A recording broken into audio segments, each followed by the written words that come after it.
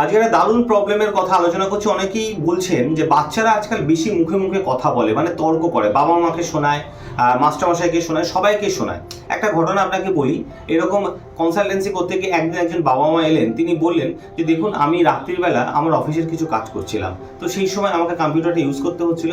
হঠাৎ করে গিয়ে দেখলাম যে আমার মেয়ে প্রায় রাত্রি 1:30 বেজে গেছে, গিয়ে দেখলাম ও একটা স্টোরি বুক পড়ছে। আমি তাকে বললাম যে মা, এখন কি তোমার স্টোরি বুক পড়ার সময়? কালকে সকালে তোমার স্কুল, এখন তোমার ঘুমানোর সময়।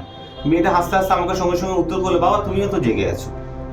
তো আপনি বলুন, এবার একটু ভালো করে ভাবুন, বাধ্য বাচ্চা আর নিজস্ব মতামত প্রকাশ করা, দুটোর মধ্যে পার্থক্য আছে।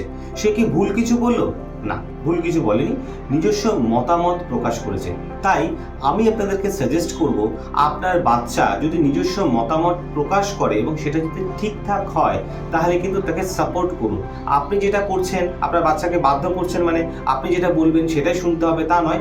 নিজস্ব মতামত যদি সে প্রকাশ করে এবং সেটা যদি ঠিকঠাক প্রকাশ করে, তাহলে কিন্তু চিন্তার কিছু নেই। তাই সবসময় অযথা বাচ্চাকে নিয়ে চিন্তা করবেন না। নিজে ভালো থাকুন, অন্যকে ভালো রাখুন, নিজের পরিবারের সঙ্গে ভালো করে সময় কাটান। নমস্কার।